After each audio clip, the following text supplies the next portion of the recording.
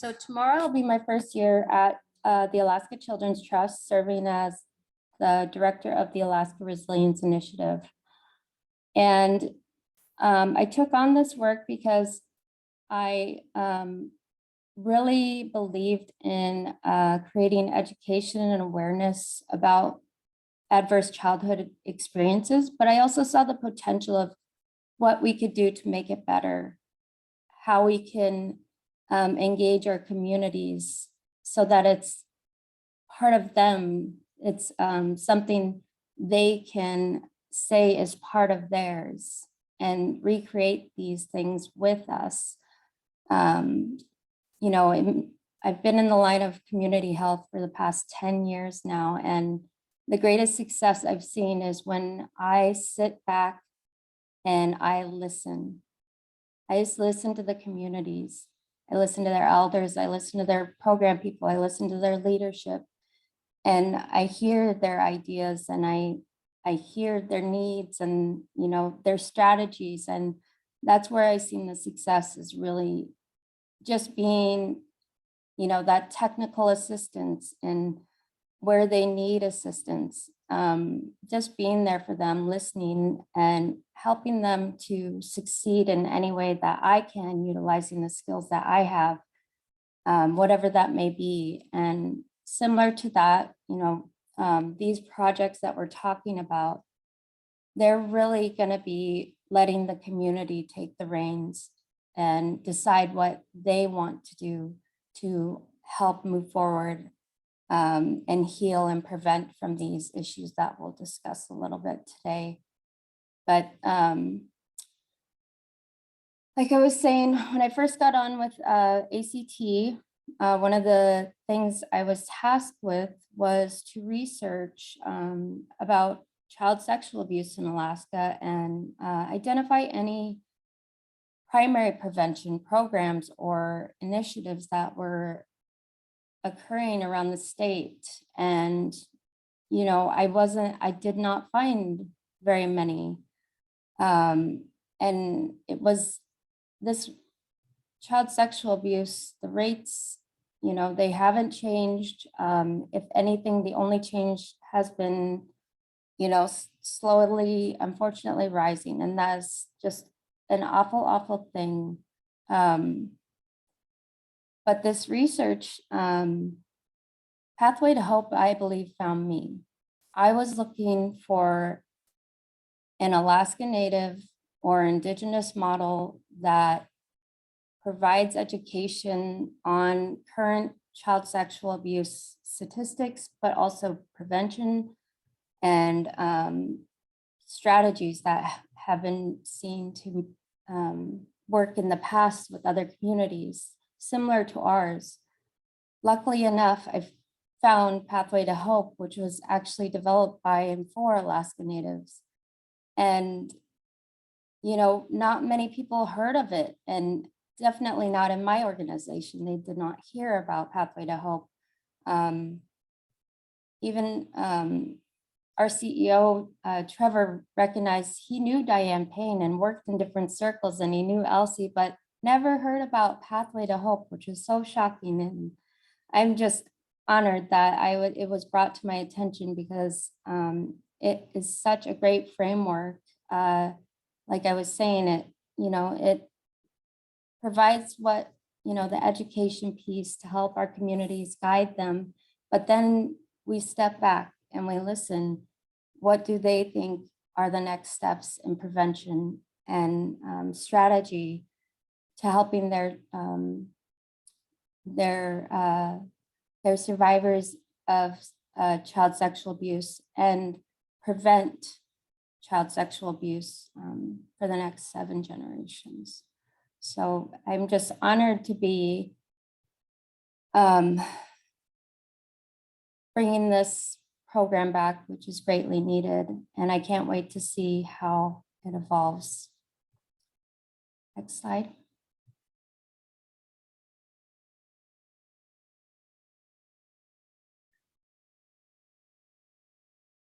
So Pathway to Hope, it is a curriculum, a guidebook, and it also has a video that goes along with it. They're a two-piece thing, and learning from the past Pathway to Hope implementers, we recognize they brought up some things that to our attention, past challenges and or barriers that we are hoping to address and prevent or mitigate this time around. One of those things that was brought to our attention was making sure that the communities are ready. Talking about child sexual abuse is not an easy thing, nor is things that come from, these education pieces where disclosure can happen. And we want to make sure that our communities are prepared and they have access to resources to support those if, adult disclosures come out that happened to them when they were children. We want to make sure that they have those resources needed to protect them and support them in their healing journey that, well, just may have just begun and brought to light after many, many decades of being in the dark. But that's also the beauty of Pathway to Hope. It's breaking the silence. And similar to my work in prevention and suicide and substance misuse and abuse, breaking the silence about, just talking about these issues with each other in a safe space, such as a talking circle, that is powerful. One of the things I've learned from all of my traditional medicine mentors is step one of healing. We when we speak and we tell our stories, it's releasing part of that pain and that hurt out of our bodies. And it's starting to heal and get that toxic that's been held in our system for too long. And being in a safe circle, like a talking circle, is another healing step. Because we're not looking to provide our input on their story or what we think they should do. We are sitting there holding space for them, and holding space is also healing for them. We're allowing them to release their emotions, and also crying. Crying in the Western world is not seen as, it's out of people's comfort zones, and it really shouldn't be. That's where our talking circles and healing circles come into play, and they protect us and they remind us that those tears are healing because they're also releasing those toxins. Another form of healing that can happen in our communities are our sweat. We, in my Sufia, we have what we call Makiwik or Banya. And I didn't know until I was an adult how healing my Banya is. So healing. When we sweat, that's another form of releasing those toxins. And we have our plants that help also to pull out those toxins that are held in our skin and in our bodies and our minds. Many, many things that our communities, they have so much knowledge of how to heal. It's just reminding and reawakening those ideas. And I think we're ready. I think we are ready for this. And that's where Pathway to Hope, we provide a lot of pre-work, and that pre-work's really important so that not only,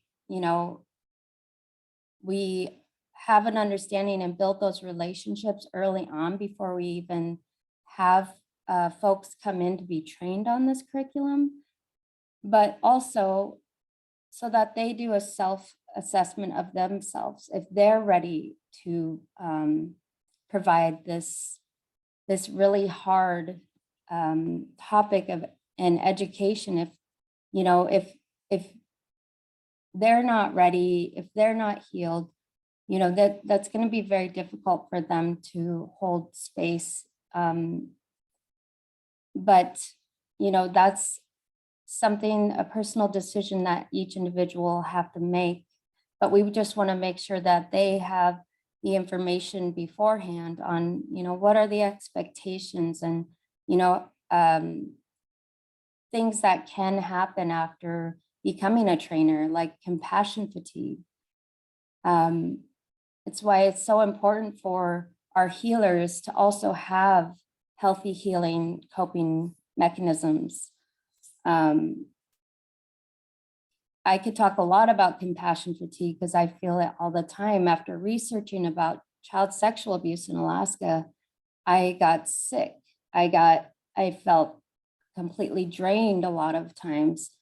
And the only way I got out of that was reminding myself, you know, I have the skills and I have the knowledge to help myself and heal from all of this internal information that is very heavy emotionally, physically.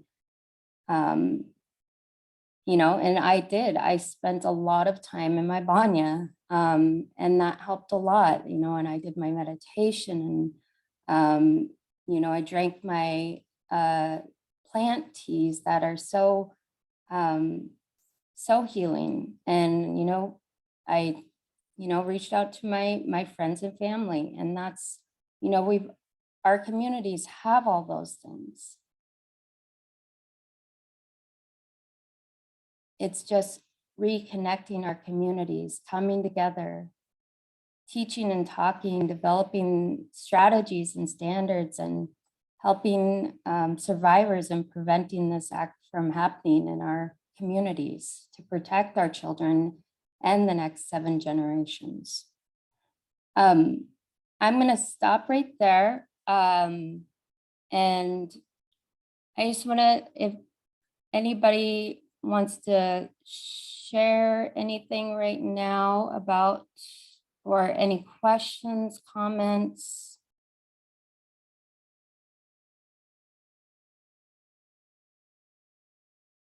I see Joel just got here. Welcome, Joel. Go ahead, Nancy.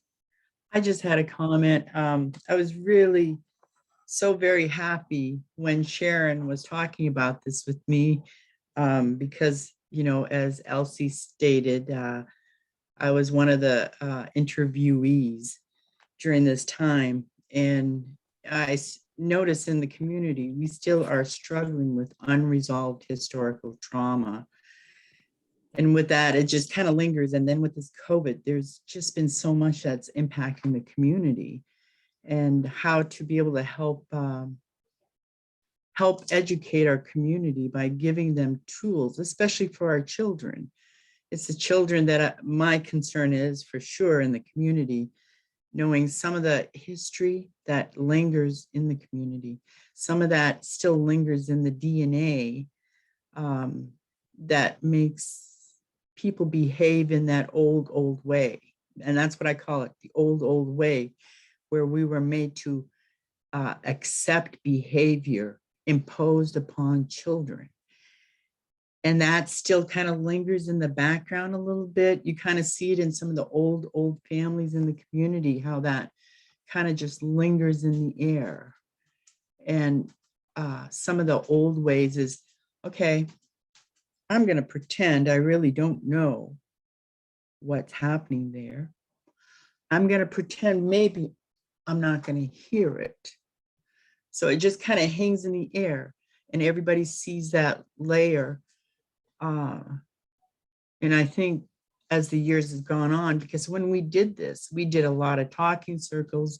It was really hard for many of the members during that time.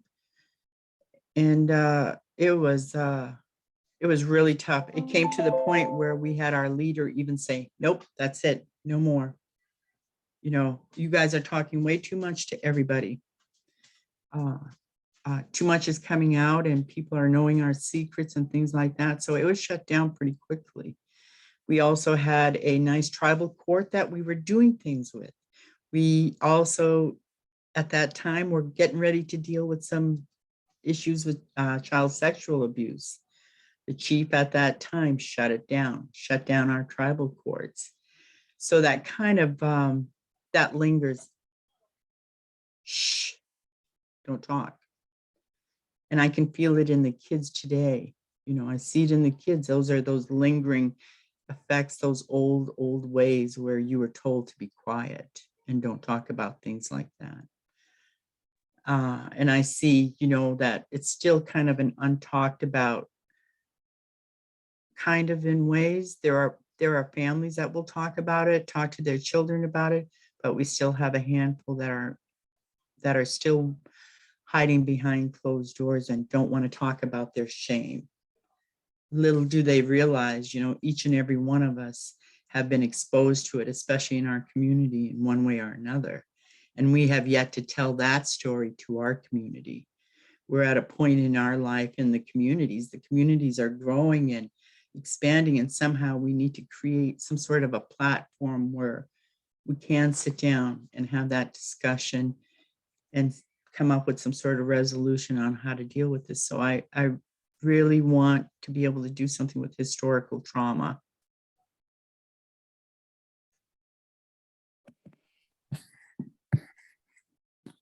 Thank you for sharing. And that is also, you know, healing unresolved collective trauma, you know, that includes everything. And, you know, that's when we're talking about child sexual abuse, we know that other things are always going to come up, and that's okay. It's good. We need to bring everything to light that comes up, and we talk about them and work together to identify ways to make, you know, find solutions to them, to breaking that silence. Did anyone else want to say anything before we move on? I wanted to jump in there and reiterate around some of the things that you folks were just saying, which is in the context of the way that we talk about child sexual abuse and child abuse in Alaska, it's very much centered on the child's experience. And that's important. Don't get me wrong. That's not, you know, that's obviously what we're trying to stop. We're trying to stop this from happening. But one of the things that is disassociated from that experience is the collective and cultural adverse experiences that we have suffered that have brought us to this point.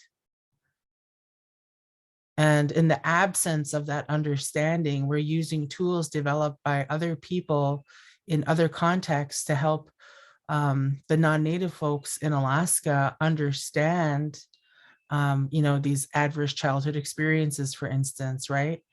And we're using other people's understanding of trauma and trauma response and culturally relevant and trauma-informed, all of those kinds of things as tools to help other people understand.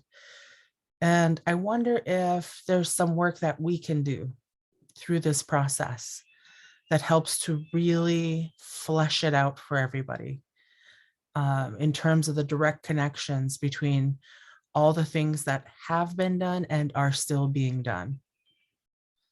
You know, as I think about like one of the things that we've been trying to say for a while that people just aren't connecting the dots on is around the need for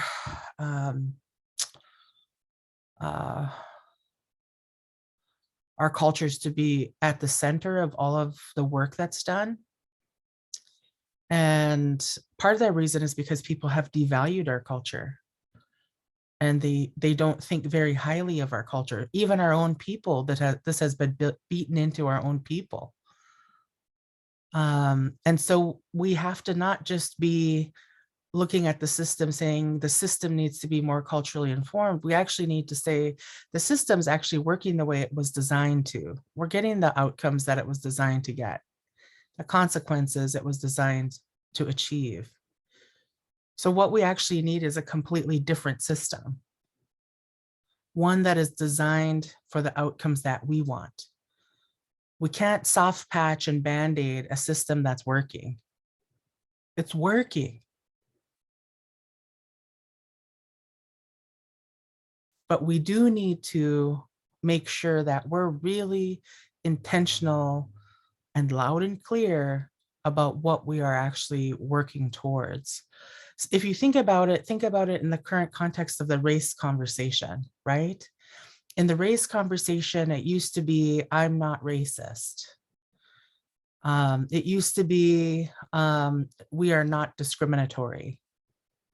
It used to be that, like, to say that meant that you were a non-racist place, right?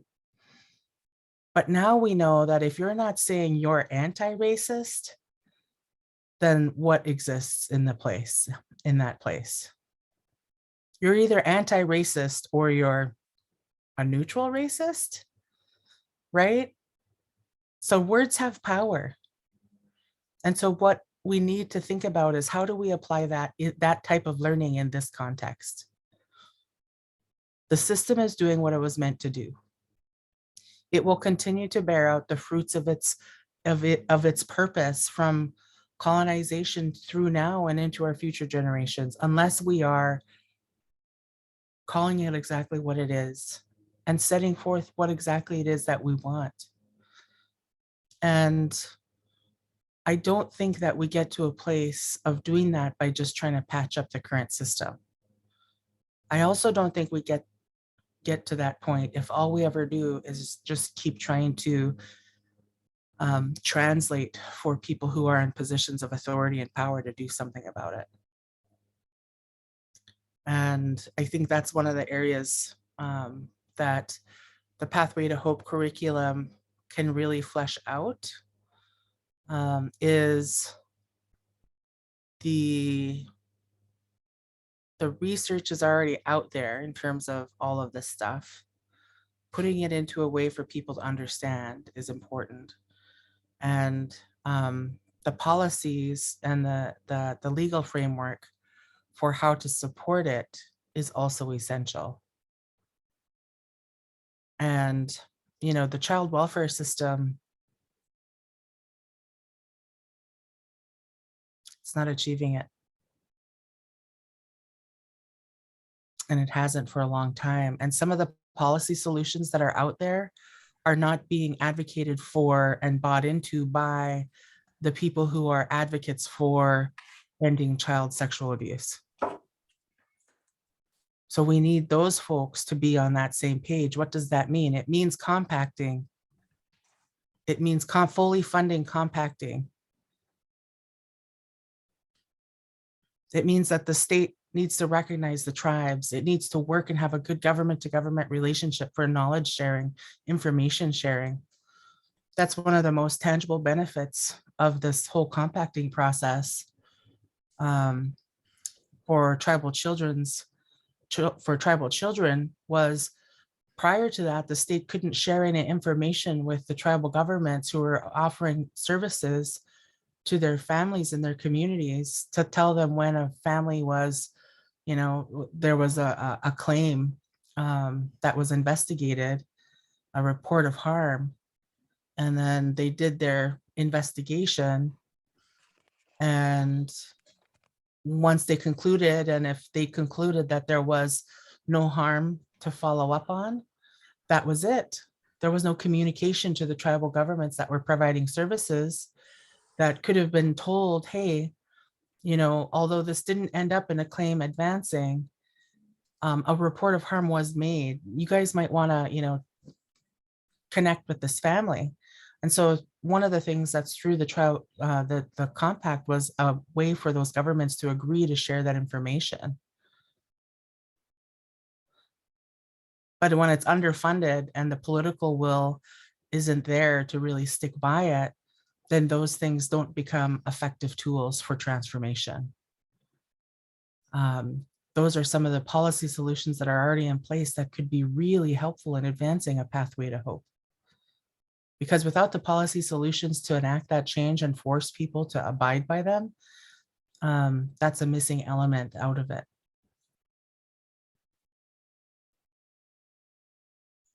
So those are some of the things that I was thinking about.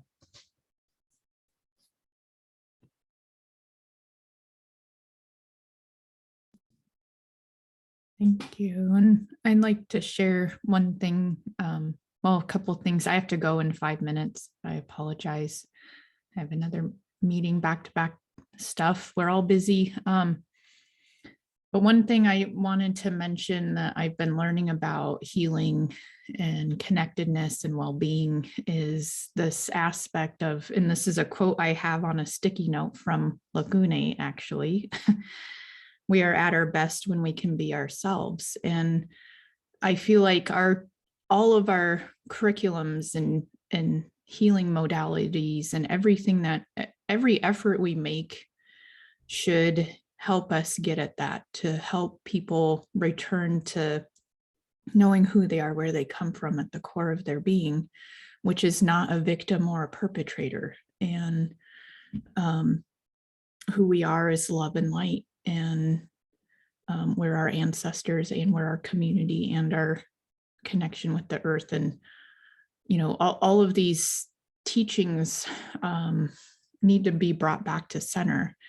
And I feel like what I'm also learning is, as someone who's also been a victim of childhood sexual abuse, is my prayer and hope, and what would help me even more on my healing journey, is to know that the person and persons that hurt me never did that again. That to me is justice. And so I know a lot of attention and focus is on supporting survivors, and we need that desperately. And I also feel that we need just as much effort made to help those that harm, and to look at those that harm, not for the crimes that they've did, but for the people they are, and to know that we're all in this healing together. And so I really have broadened my view and understanding of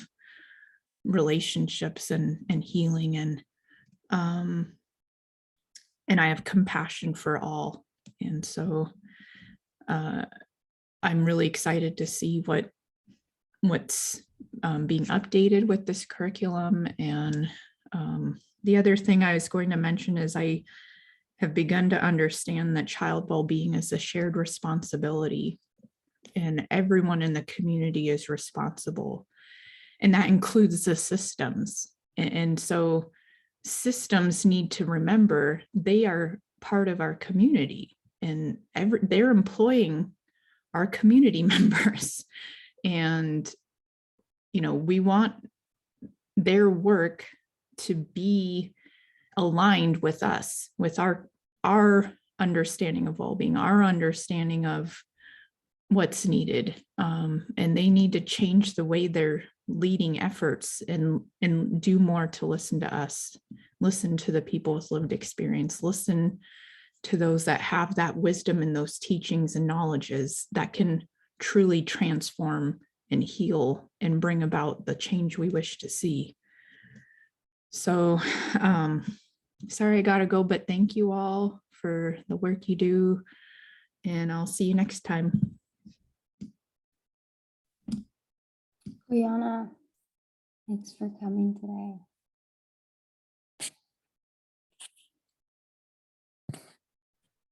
I saw Bill's hand up.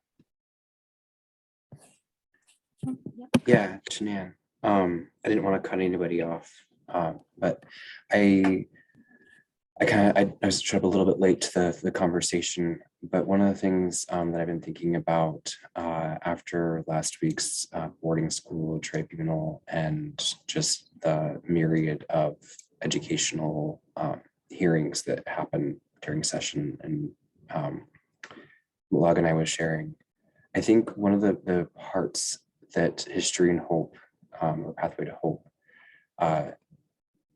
that's relevant to the conversation, is that our kids in Native communities are, we learn a lot from them. They're a really critical role to our cultures, our traditional knowledge systems. It's one of the things in like talking with elders and stories, like where where did this like plant knowledge come from? Or where did this healing knowledge come from? Or where does this come from? And it's like, those were things that kids just said. And if we're not around our children, we're not hearing that and not supporting them. And when they do say stuff like that, if they're told they're crazy, that's part of the damaging cycle. And so I think that's part of when we look at the systems that have removed us from our children and remove children from us, because there's two parts that do that. That's part of the effect, the outcome, and what it has to do with our entire community. There's the immediate family that's working with that child, that's working with that family unit. But our family units aren't just the nuclear, like mom, dad, child. Our families are, if you look like linguistically, like at what the word mother means, it's like those are all the aunts that they have the same name. Because if someone dies, like if a mom, bio mom dies, it's not like that's that child's not an orphan. The foster care system back in the day wasn't like, oh, we're going to take you away from your family unit and put you over someplace else. The family unit allowed for that, in the same way with men as well, with the role of parents in that. And so I think that that's just part of the kind of the unseen cost to our entire community, that it's being projected that our system of taking care of children isn't valid because they're being removed from us. So I'm just going to stop there. That's just part of, I think it's an opportunity to maybe shine some light on what is being experienced that sometimes we can't put words to, because we can say like, this affects our whole community. It's like, yes, that's true, but what does that effect actually look like, and why is it so damaging? And when we're trying to bring back our languages and cultures, if we don't have our children with us, we actually can't do it. And it's just perpetuating that cycle of removal, because our kids are an inherent part of bringing that knowledge that comes to only children to our communities. And the longer we're separated from that, the longer it takes for us to start that cycle of healing and also getting that knowledge to who's supposed to have it. So, Shanann.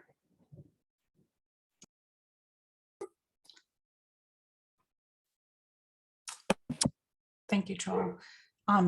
Tara, I just want to add to, I remember, this was, I think it was 2005 when I started. I was hired by the Tribal Land Policy Institute by Diane, and it was a 6-month project. They were at the tail end of a 3-year grant, and they hadn't had a video yet at that point. And so at that time, I felt it was really, really important to get our elders to give permission for people to start talking about child sexual abuse. And just listening now, like it's not, it's been so many years later and a lot of things have happened. More and more people are talking about what happened. We just had the tribunal, and keeping in mind the collective trauma that we're acknowledging that collective trauma.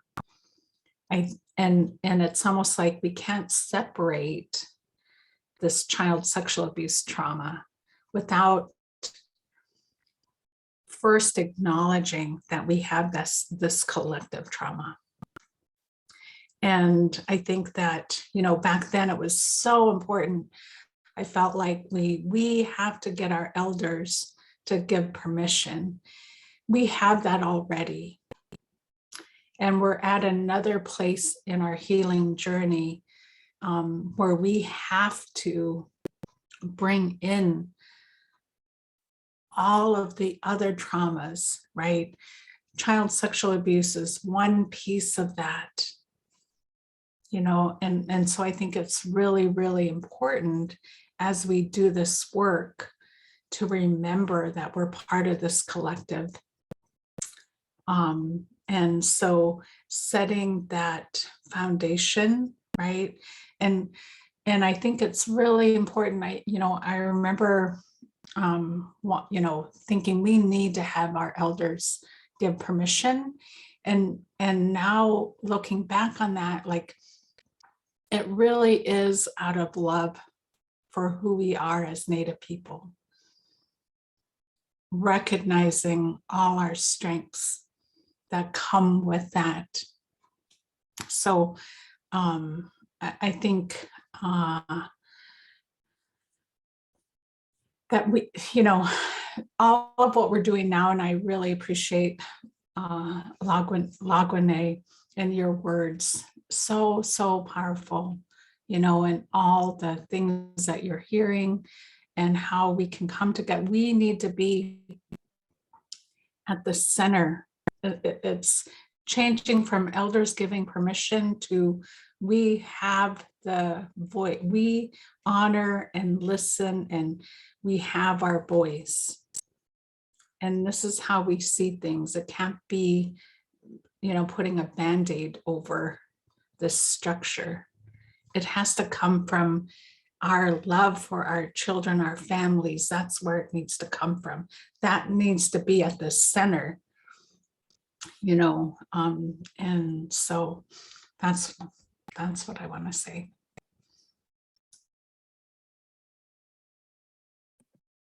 Eva, your hands up. Quiana, Elsie. Sharon. Thank you, Elsie. Yes. So part of the work that we do here at RealCap, I provide technical training and assistance to tribal youth program coordinators. And we held a focus group early January, late December, 4 of them. And it was centered around juvenile entry. And just give me a second and I'll get to my point that supports what Elsie just said. So some of the findings that we found, right? So there's a lack of job opportunities. There's a lack of resources, right? And these kids go home and they're coming back to the situation that they got, that snared them into the juvenile justice system, right? And so the things that are happening are at home, like they get, okay, we send them off to treatment, great. They work through, their real hard life situations. And then we send them home right back. We're not sending them back home. We're sending them back into the fire is what we're doing. So the parents, their parents, they're struggling with alcoholism and drug addiction, lack of jobs, depression, right? And if we're not helping, okay, so we want to help all the people in all our communities because we love them, right?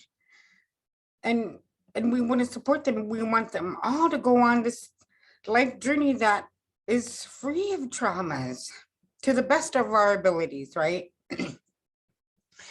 But we, like Elsie was saying, we got to go upstream. We really got to go upstream and going upstream for us means going all the way back to first contact. Going all the way back to the epidemics, and looking at those things that were told to our elders who were losing by the numbers daily, right? I mean, I just lost my dad in November. My mom's on her way out, right? That's 2 people full of knowledge and life experiences that potentially, there was valuable information. There's so much valuable information in our elders, right? But more than that, and like someone was saying, we already have permission from our elders to start this work, right? But more than that, like,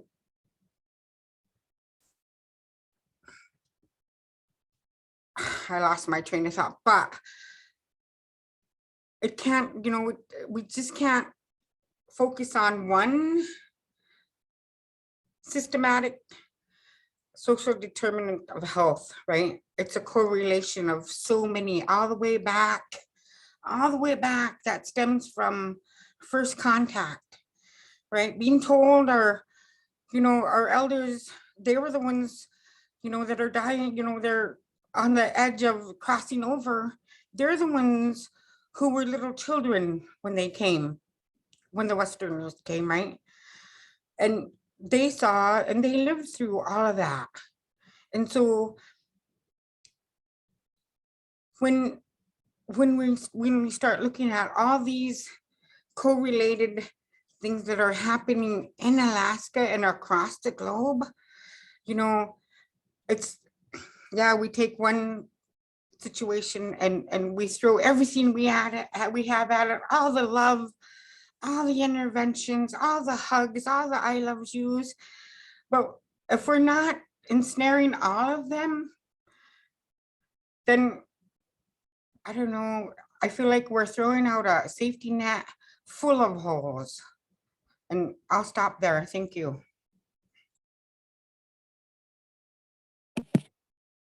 Fiona, Eva, I see Josh. Hi, I really have loved listening to everyone and the points that you're bringing up. I think it was Le Guin that brought up earlier, and I hope I said your name right, brought up about the system working as intended, basically, that we ask about, like, if the system's broken, but it's not, this is how it's designed. And I was listening to a TikToker, actually. So I'm talking about TikTok in this talking circle, but I was listening to a TikToker. His name's Lance Sosi, and he goes by Modern Warrior. And he was talking about how equality asks who's sitting at the table, and that equity asks, like, who is leading the conversation at the table. But he said that justice asks who built the table. And I thought that was so incredibly profound, because as everyone's brought up in here, like Joel talked about the education system and the foster system, I believe, and how we like look at how there's these separations happening. And yeah, that is what I've seen from the work we've already done, is how you do have these young kids who have experienced abuse, and they're kind of being shuffled around. They're being shuffled around all over the place. And it just seems like a system that doesn't really give them a sense of balance and a way for the community to try to come to healing, because people are just being shuffled around. And I think that this is so beautiful, what Pathway to Hope is doing, because it's trying to build a new table. And I know that when I was growing up in my community, there was a lot of issues that people didn't know how to talk about. And it just has been interesting seeing over time how we have finally started to have these discussions around abuse that existed in my community, and how people just didn't know how to talk about it. The people that did it, the abusers, didn't know how to talk about it. The abused didn't know how to talk about it. There, like when we were young, people would like laugh about it like it was a joke, and then people started, it became less and less funny until someone said, I think we were abused. And it's because we're not taught, and so I love seeing this, and I want to, as Joel talked about, find the ways we can visualize that people don't know how to talk about, that people don't talk about, the things that change, that you can see, but you don't know how to really have that conversation around. And I think that Pathway to Hope is creating a space for that. And I'm excited to see the ways we communicate without words, and the ways that people are asking for, or communities are seeking healing without words. So yeah, thank you. Nancy, I saw your name up, or your hand up. I'm really enjoying this group and listening to what's going on, what's in the minds of many of you that are sharing parts and pieces of you as we talk. And I was thinking about our community and the elders in our community, and Elsie's comment in regards to the approval from the elder communities, from the elders in our communities. And I started thinking about that and I thought, guess what? I am working into that role now. Many of us that came from that time and that also came from that time of Pathway to Hope are now the upcoming elders that can help lead not lead, but to take part in this in ways that are totally different than the elders did years ago, where it was better not to say anything. So you didn't talk about this kind of trauma or things that were happening in your community. And there's a shift going on. And the shift I see in our community is that what elders we have left are really missing one another. And what's happening is that the stories that once were told, when I first returned back to my village 40 some years ago, there were times when we'd go visiting elders to listen to their stories as they told a value with it. Now those elders that were once sitting at the table telling those stories are no longer here. And there's the few of us that remember those times, but I don't have what everybody's had, where they lived their whole life totally immersed, living in this world of so long ago. So I come and return back when I'm 21 and know absolutely nothing. But to be able to observe elders sharing stories, sharing their values, and educating one another and practicing listening skills. And I see now, as we're in this COVID, that that's not happening. There's been so many interruptions. The oil spill brought interruptions. We've had interruptions one after another where those story times have now come pretty much to a halt. We no longer have that. And I think in those settings, it allowed you to release some of the things that you were holding on to in a very delicate way, I guess. But yeah, it's like somehow we have to take a step back and slow it down a little. And really, I love this whole thing about being a real listener to our communities. But that's all I had to say. Thank you.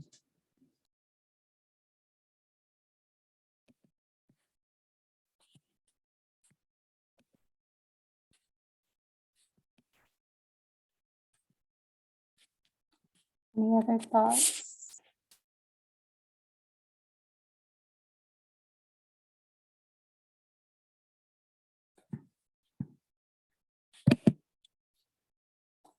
So,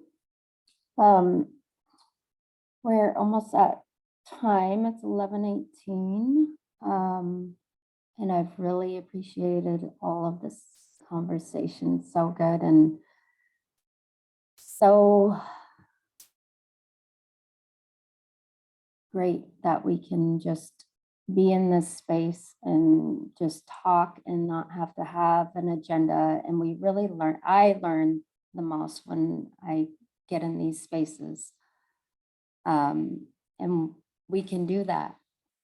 We could throw out the agenda and we could really talk about what we need to talk about. And I'm so honored that you guys feel safe to do that. And I just want to say thank you for sharing what you have today.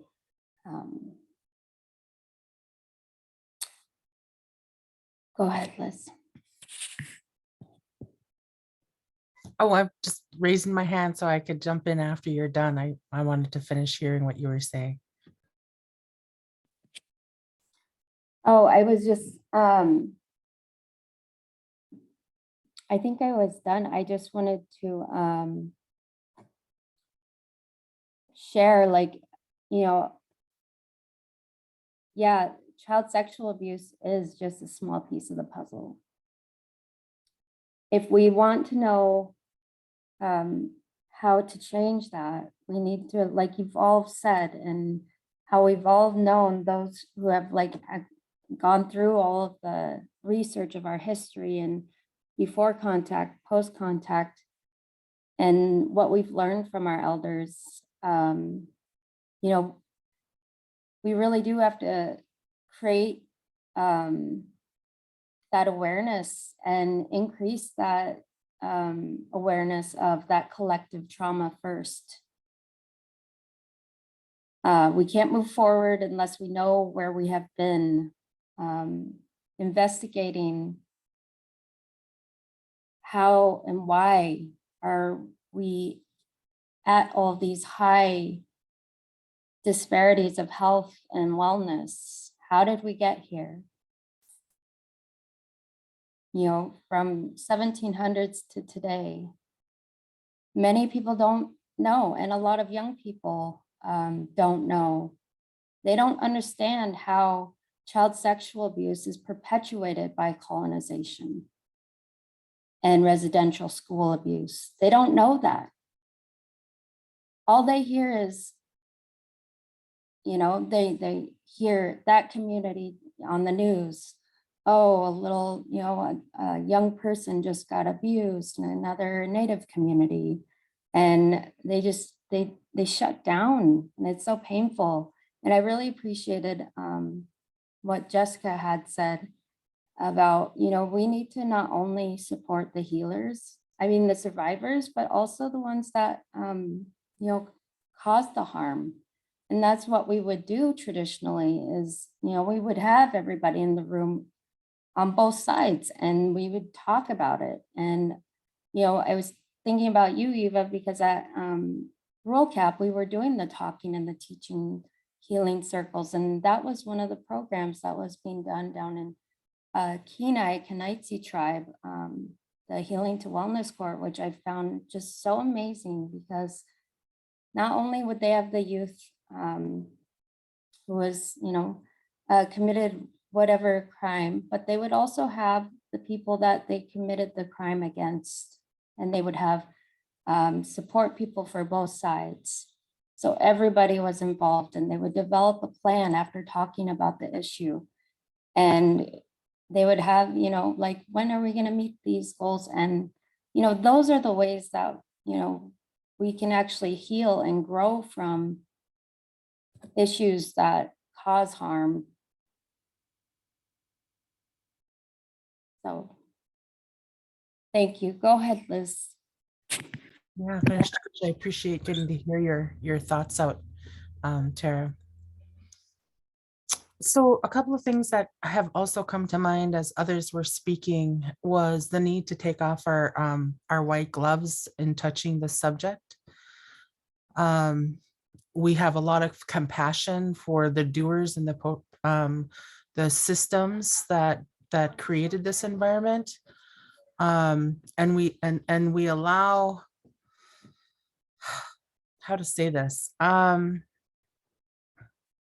we act as if the child abuse that happened within the colonial period that is now being passed on intergenerationally from those victims all the way through today, as if it was a few bad actors,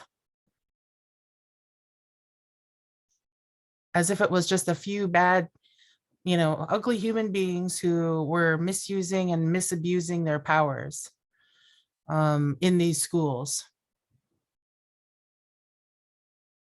What does that do when we say things like that, or when we position it and speak about it like that? It lets the whole system and institution off the hook. They use child sexual abuse as a way to indoctrinate and hurt and harm us. They knew it was happening. They weaponized it against us, and our children were the tools in which they planted those seeds.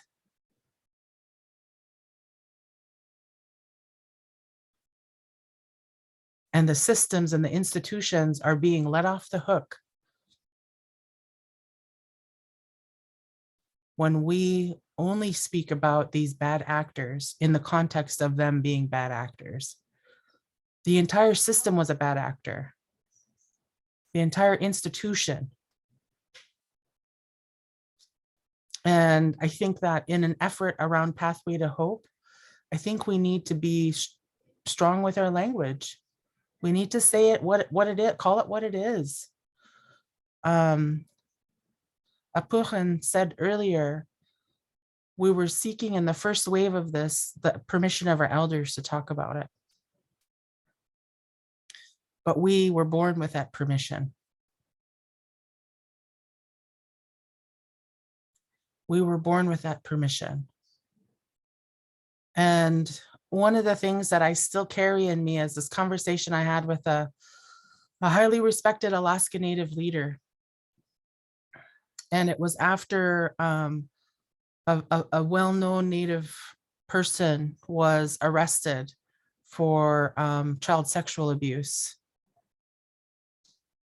And I had reached out to this person in hopes that we might have a conversation about how we can address things in a different way. And the response that I got surprised me, and it kind of punched a little bit of a hole in my stomach, and I didn't really know how to respond. This is a while ago. And it was like, we don't have the resources. We do not have the resources to support this. This is going to be a tidal wave. We don't have the resources. We don't have the people in place. We don't have the clinical support, the mental health support.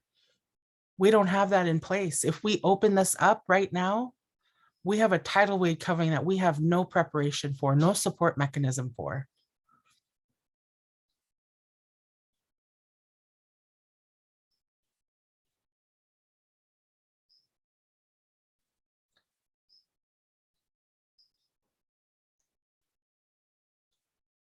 And now, is that still our excuse? And I remember I was much younger when this happened, and I remember it just punched a hole in my stomach, and I just could never feel good about it. I could never align my thinking around it. I understood it, and I understood from a clinical standpoint of somebody, thinking about like, how do you actually provide the support network to help everybody who's going to come forward in this space. And I was thinking about it from that lens and trying to understand it. And I just couldn't wrap my mind around it. Because the converse of that is that we allow it to continue to be what? A silent tidal wave?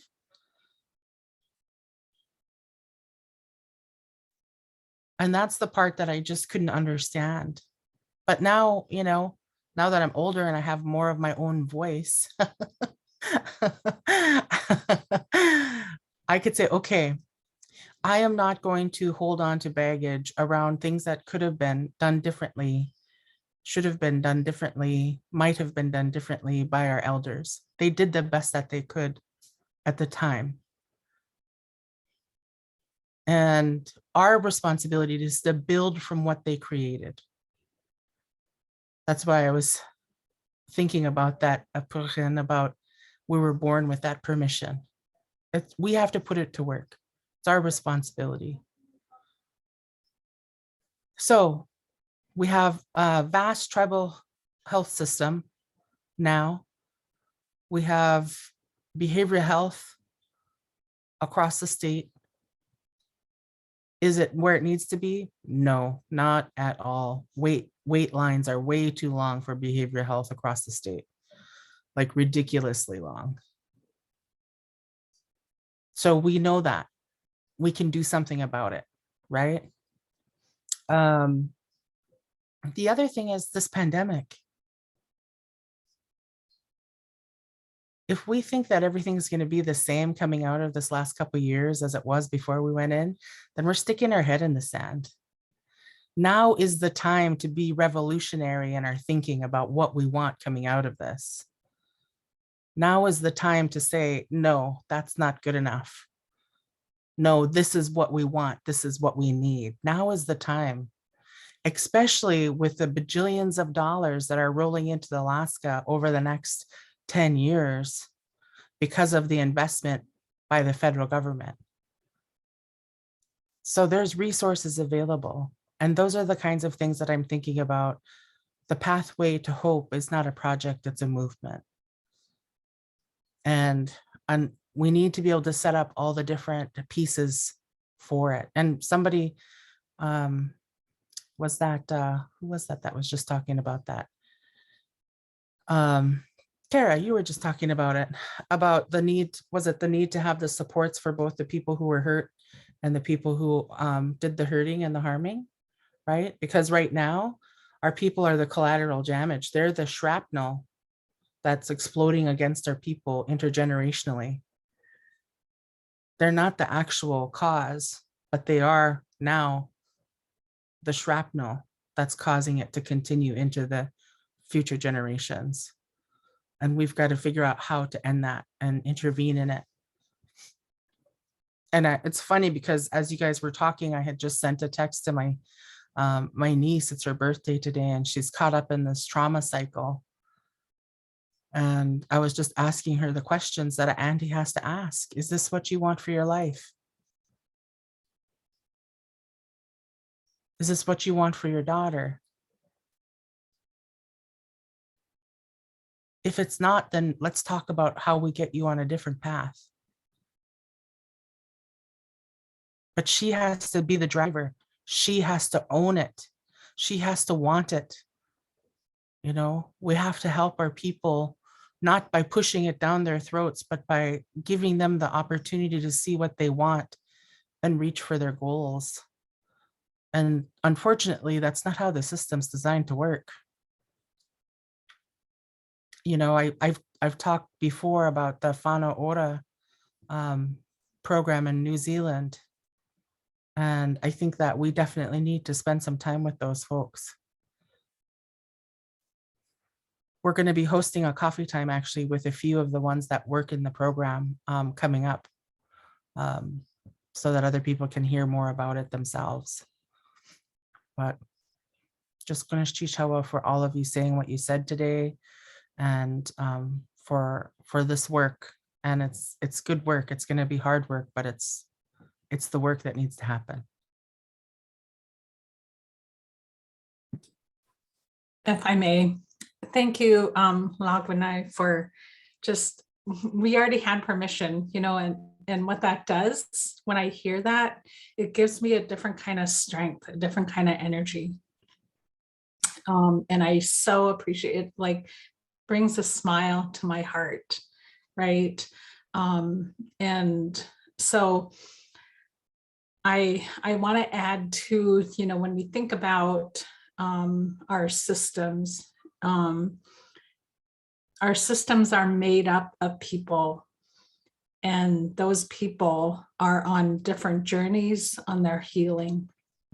And I know in 2011, when we put out the Silence, the video that PBS put forth on child sexual abuse, focusing on the Fairbanks Diocese and St. Michael's in particular, we had an organization, a leading Native organization in town, that said, you cannot show that video without us having first view it to make sure that it's safe for other people to hear it. And I was taken so aback, because it was time. We need to put this out there. And it's almost like it was shoving it back under the rug. Oh, we can't talk about that. There's too much fear. And so as we move forward, we need to remember that we are the champions for this. We are that resource that Liz was talking about. You know, when we operate out of love, again, it comes back to that love. You're in that place of love. We talk to you because we love you. it's not operating out of that fear. Shh, don't talk about it. You know, that's where child sexual abuse and the traumas continue. And I love that analogy of being shrapnel now. That can be more damaging. And it damages our spirit, our heart of who we are, where we have to feel like we have to ask permission. And to put it out there that we, from time immemorial, already have permission. I love that. That's going to change my way of operating in this world today. Oh my word. It's like, it's, oh my gosh, you have no idea. That's so freeing. And I think when we look at what we're doing today, we're operating out of that place where we already have permission.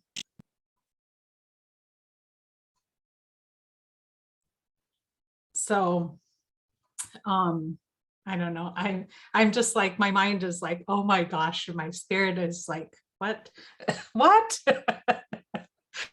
And so I just am so appreciative of this. And I think of, you know, all the people that are survivors who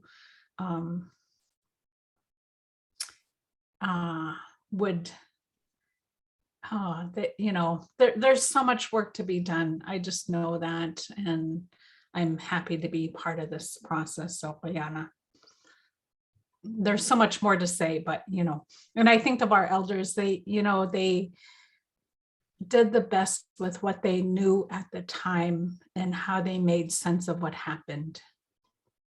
And so, yeah, okay, I'm done. I know we're over, but I really would like to say, you know, as a survivor of child molestation, I was always told, don't say nothing, right? Even when I told safe adults that. And at one time I was told, how dare you say something like that about that prominent citizen, right? So one, I didn't know who was safe to go to. And then when I did go somewhere and say something, I was shushed even then. And so what I really, you know, had I had known and had the words and strength and the permission to stand up for myself as a child, I would have, right? And I think some of it is children are seen and not heard. We need to get rid of that.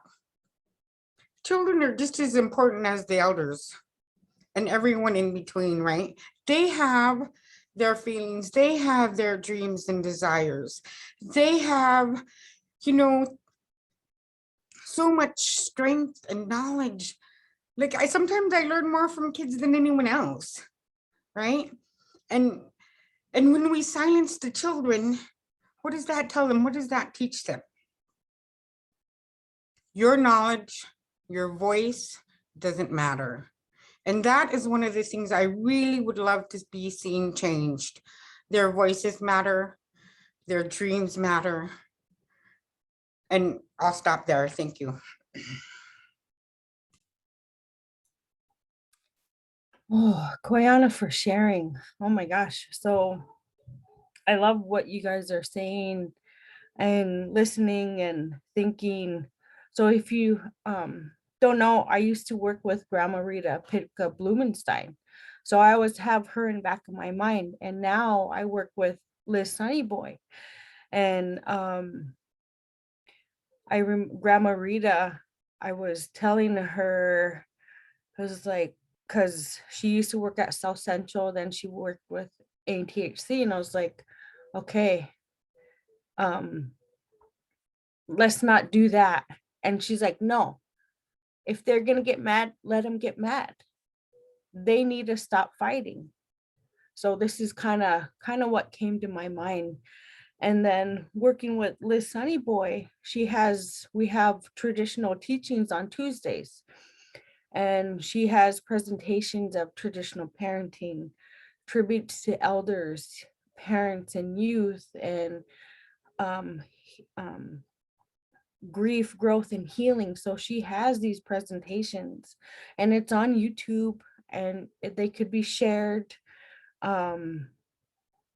So I have them in the back of my mind, and we just got to keep going. I love it. We got to keep going. And Grandma Rita, she's like, you're thinking too hard. It's simple. Just get to the point and just let it out.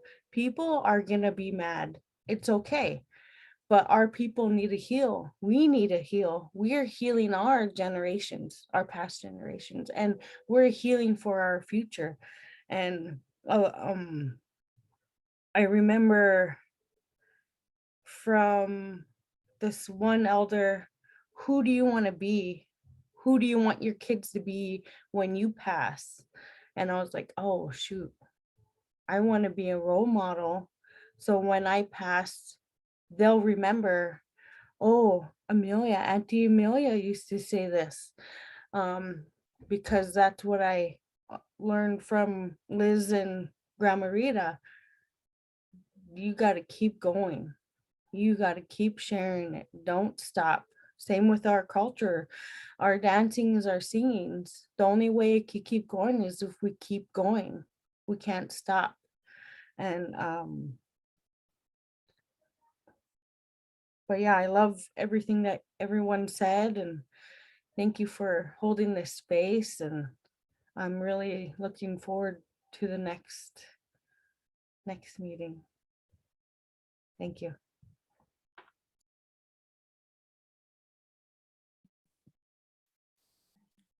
Anybody else want to share before we close? I appreciate everyone staying on a little bit longer. I don't have any problem staying on longer. I'd stay on all day if you guys wanted to share all day. With the most gratitude in my heart, I'm so happy that you guys are all here and everything that you've shared today. So let's plan to meet again, maybe in another 2 weeks. Yeah. Okay, well, we'll send out another, I guess we'll send out in 2 weeks. What would that be? March. So it's the second to last week of March or the last week of March. So if the second to last week works better for you guys, put a thumbs up. That'd be the 21st through the 25th.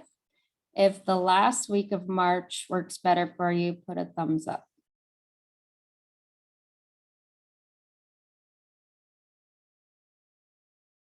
Okay, so we'll send out some dates then, and we'll share everyone is still consenting to permission of this video to send out to the rest of the group members who weren't able to make it today. Thumbs up. You are? Okay, great. All right. Well, Kuyana, everyone. Have a great rest of your day, and I look forward to meeting again in 2 weeks. Thank you. Miss Chishawa, everyone. Have a good day.